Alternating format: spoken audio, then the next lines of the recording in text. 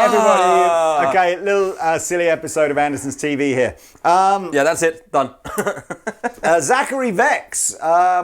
He is probably... Zachary Vex? Is that Zachary Vex. He's probably one of the earliest pedal manufacturers to kind of break out the box of, you know, it all just being about Boss and Digitech and Electro-Harmonics. So, yeah, ZVEX goes right back to the 90s. ZVEX, as in Zachary Vex. Based in the States. Made his name probably with a couple of pedals, the Fuzz Factory and the Box of Rock, but it's a whole line of pedals that he's been making for 25 plus years. Crazy. Just different things have happened over the last few years that have meant Andertons have stocked the line and then we stopped stocking the line, but we've started stocking it again. There's actually a slightly easier way now in terms of if for UK dealers to get ZVEX pedals now than there has been in the past, so that's good for us. It means we can offer the whole range relatively quickly. They're loads.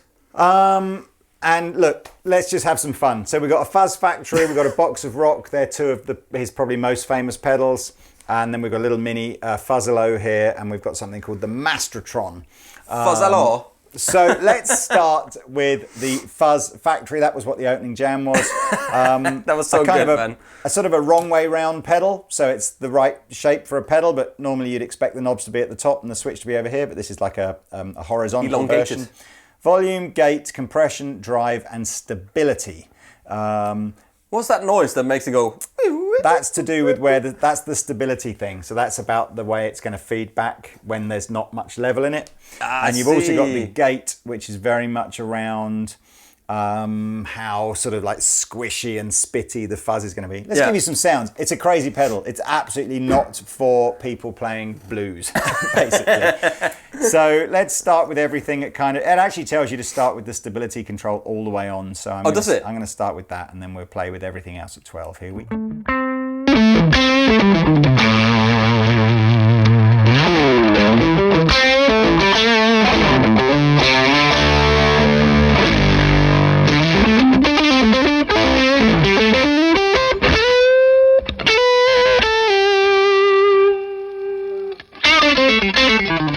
Okay. So there's plenty of background noise. Wow. I think we're running all of these at 9 volts, right? Yeah. Yeah, all running off 9 volts off of a multi-power supply. So we've got overhead cam here, so I think I'll just adjust the effects and Pete will react to that and you'll kind of see what happens. I'll stay on the back pickup on this one. Okay. Okay, here we go.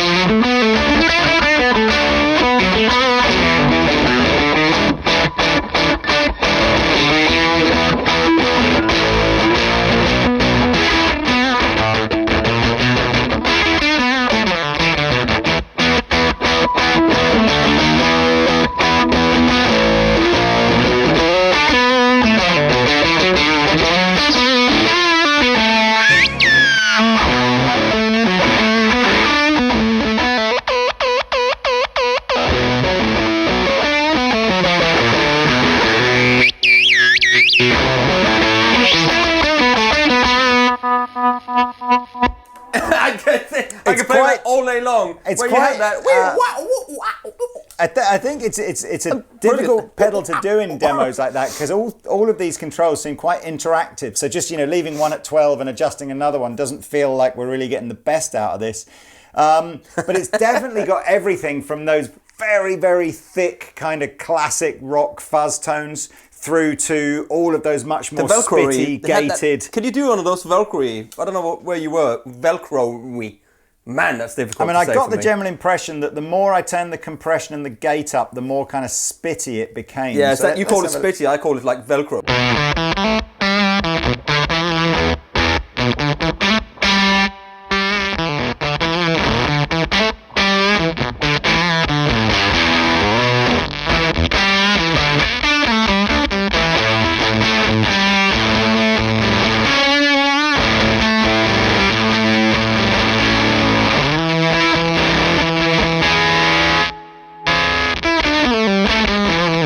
almost does the thing where you have another fuzz and you turn down the volume on your guitar. Yeah. That's what it creates, isn't it? What is the...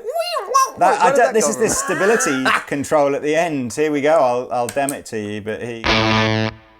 So you need to take the gate and the... because otherwise...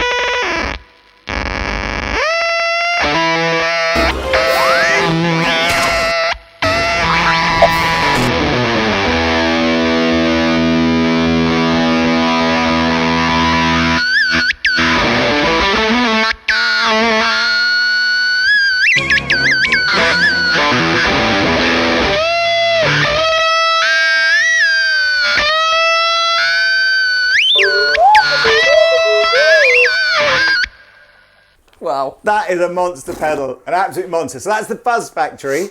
Okay, we'll go a little bit more conventional now. So Box of Rock. I love the painted graphic of just an old Marshall amplifier on the front here. This is a much more traditional drive, but with a boost circuit in as well, a controllable boost circuit. I love the fact that he's had to write Crackle OK on the drive and the boost circuits, as these are the types of circuit that discharge... what do you call it? Like a little bit of... no, it's the bias thing, isn't like it? A bit of voltage. Electricity. It's the crackle isn't a faulty pop. No, it's the bias. It's the pedal sort of discharging a bit of static. Discharging static. Yeah, as you move the pot. So it happens. Anyway, maybe see a doctor. Here we go. Let's start with it all on 12 again.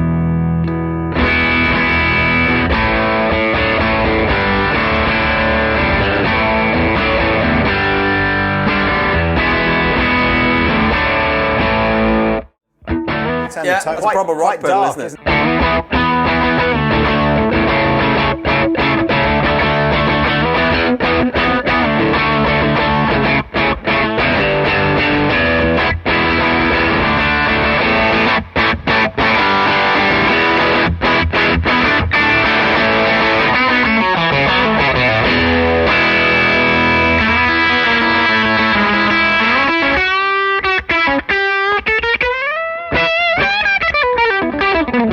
And you've got this enormous amount of boost you can...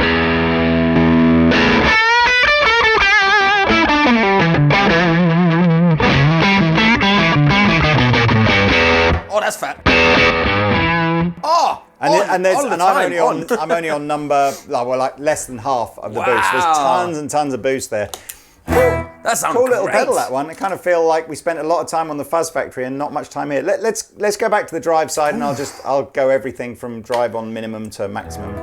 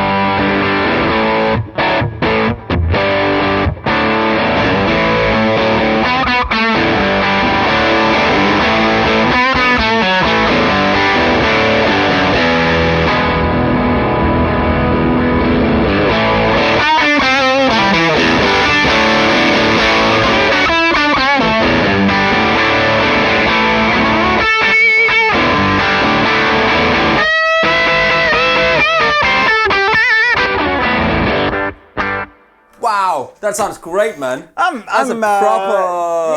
sort of impressed with the authenticity of that, I've found a couple effect. A couple of my friends have had that over the years, and I thought it sounded great. Box of Rock. Great name for a pedal. That's the advantage of being there before anyone else, is you get to choose all the best names. Yeah. Let's do the Fuzzolo next, because that's now the Fuzzolo has is a micro fuzz. It's got a volume and a PW, which stands for pulse width. I'm not familiar with what that effect is doing, so let's just hear it. You're not moving in the right circles, Lee. No, I know it is, but this is our basic clean tone. I don't think we've really demonstrated. On this thing here.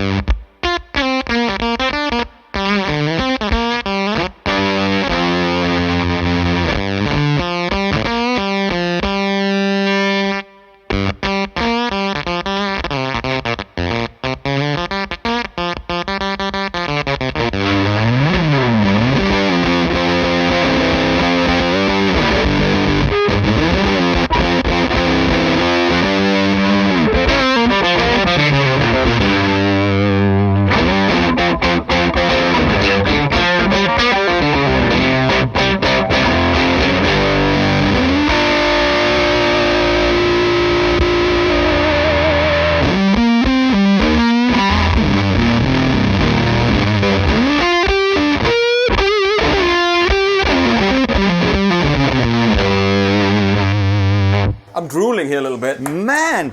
So this pulse width thing, I think quite a subtle effect, but the more you turn it down, it seems to fatten the fuzz sound and react less to Pete rolling the volume down. That's just great. The more you turn it up, the more it seems to focus it, but also become much more spitty and reactive to turning the volume of the guitar down. Mother father, man. Mother father. There's Shut the front door.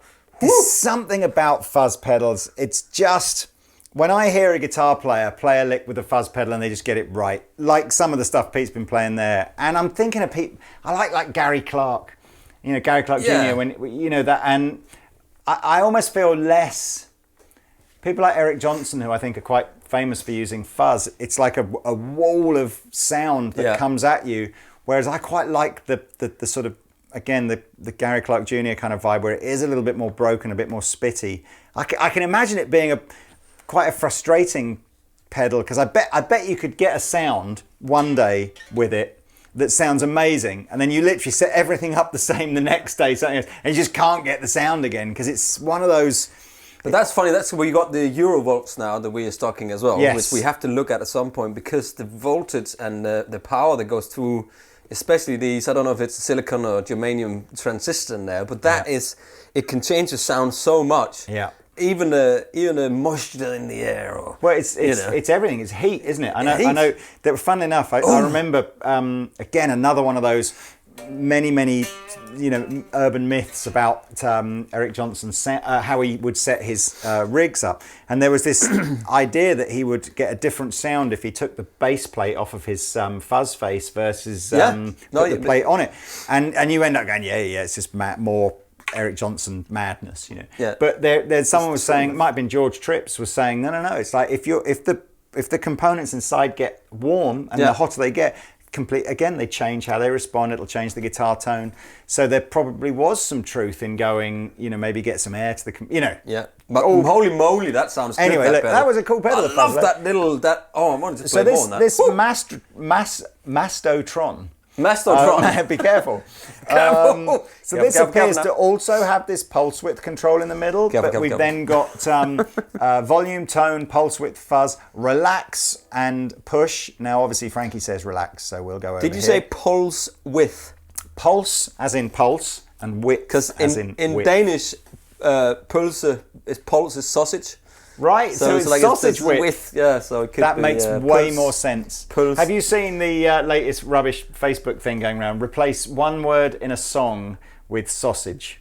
Just so I will always love sausage. Exactly. Funnily enough, I think that was the number one suggestion. I will always love sausage. I will always love sausage. Yeah. What's the other one? If you put in instead of you or me, you put me in instead, or I.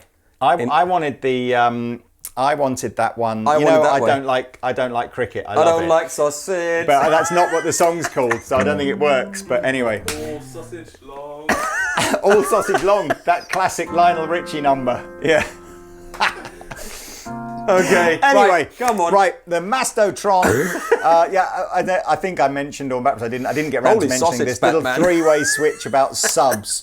As I said, these four pedals were chosen largely at random. Apart from these two, there's a whole ton of other ZVEX pedals. They're all pretty cool. Let's play out now with this Mastotron.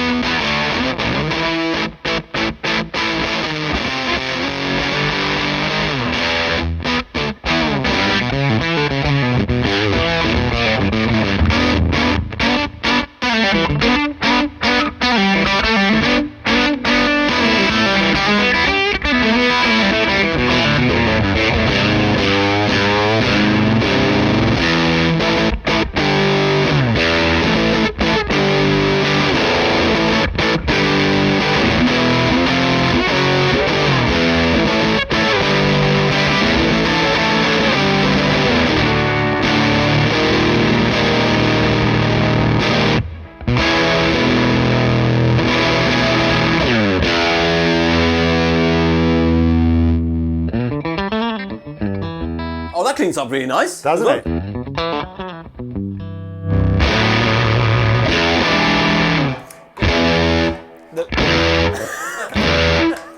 The Mastotron appears to be the most subdued. Controllable. Yes, it's controllable. It feels more, if you just want a pedal that you can switch on and get a consistent fuzz tone, it feels more like that. I do want to end, I know we said we were going to end, I want to end with, there's an example of bias. So that's not faulty, all right, that is just what it does. So I think we're going to go with like a Marshally tone with a fuzz factory over the top of it. So let's just see what happens here. You want to try it with a bit of Les Paul in the end? No, it's sounding so good with that guitar.